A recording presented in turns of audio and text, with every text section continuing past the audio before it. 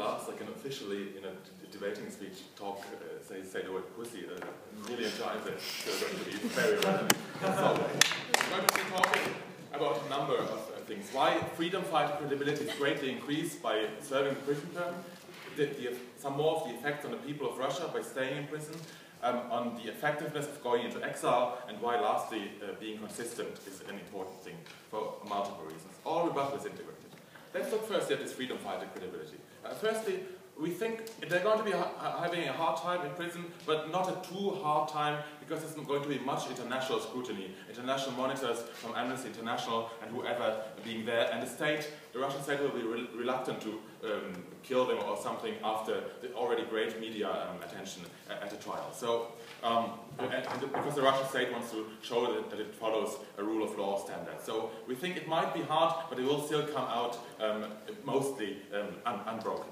Okay? As Igor already mentioned, this means they can show the problems in the Russian justice system, in the Russian prison system, from first-hand experience. And this gives them very authentic believability. I've been there. Sure. I know what it's like. I can tell you what it's like, and this is a great motivator, or it makes people believe that some reform is needed.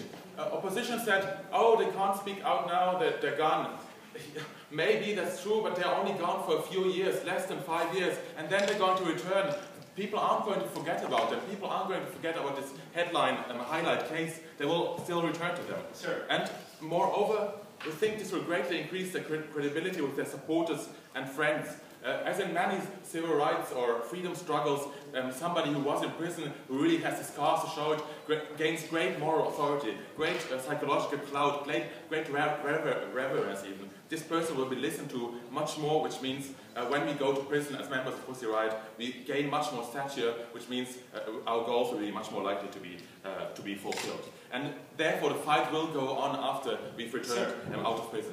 And the Solzhenitsyn comparison doesn't hold in our opinion. Firstly, even modern-day Russia isn't anything like the old Soviet Union, and moreover, there's the internet now, opposition magazines, etc. So many ways for Pussy Riot, once they're out of prison, to spread their message. And opposition said, oh, people are fearful of Russian jail, and so we need to flee Russian jail to show it's not so bad. What? If you're fleeing something, I think we think you're fearing it. Much better to stay in jail and come out and indomited and say, yes, it was bad, but I've survived it, and therefore show this role model way of being a role model, of showing the Russian state can't break you. It can jail you, it can take everything from you, but it can't break your will, and it can't break your will to freedom. Sure. And that is a good thing here. No. Let's talk a bit more about the effect on the people of Russia. Firstly, supporters. We think they will be both disappointed and jealous. Jealous because not everybody has the means and the education to just go to the West and eat croissants beneath the Eiffel Tower or whatever. They will resent them for having a better life and leaving the other people here to be harassed by the security forces or whatever. And they're going to start thinking, this person has abandoned us in our need, has deserted our cause, and this casts doubt on the entire conviction of these members. So even if she's speaking up from exile, they're not going to listen to her because, yeah, she just ran away. She's not one of us anymore. So she loses influence. People on the fence who think, oh, maybe they have a point, maybe they don't, are going to be easily convinced by a state who says, yeah, they're just anti-Russian deserters and traitors, and this strong anti-narrative will destroy any message Pussy Riot will have. And opponents, for example, religious people who really felt offended by Pussy Riot dancing in the Jesus Savior Church will be really angry and disappointed. You don't want your metaphorical grandma being disappointed in you, right? You want your grandma to be at least a bit more sympathetic to you, and to do that by serving out your sentence, by saying, I did something wrong, but I still have a point, so now listen to me, grandma. And so we say it's better to show adherence to Russian values, Russian culture, Russian laws, imperfect as they may be, and serve out their term in accordance with the Russian system in order to show respect to the state and the people who still believe in the state and the whole society in the traditions, to show that they really are one of us, and therefore you will be much more listened to because you listen more to people who are one of us and not one of them. Let's take one of them closing.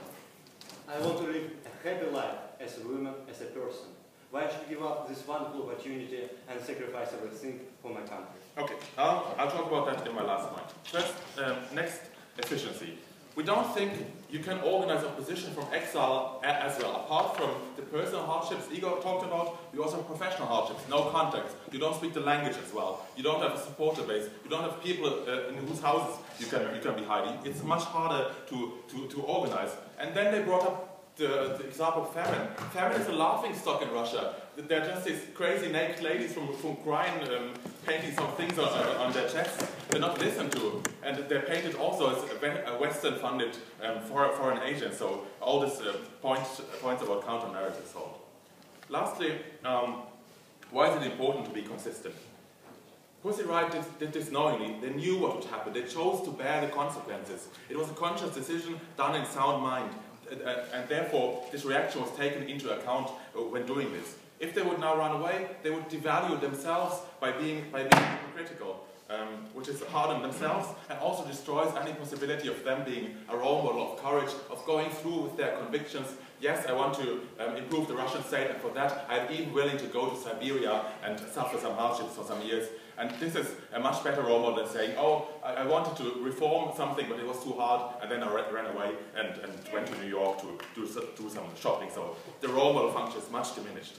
And lastly, the fluffy point, values themselves lose value if they are only held up in good conditions. Courage only counts if you have to be courageous to have courage. Otherwise, it's easy to do.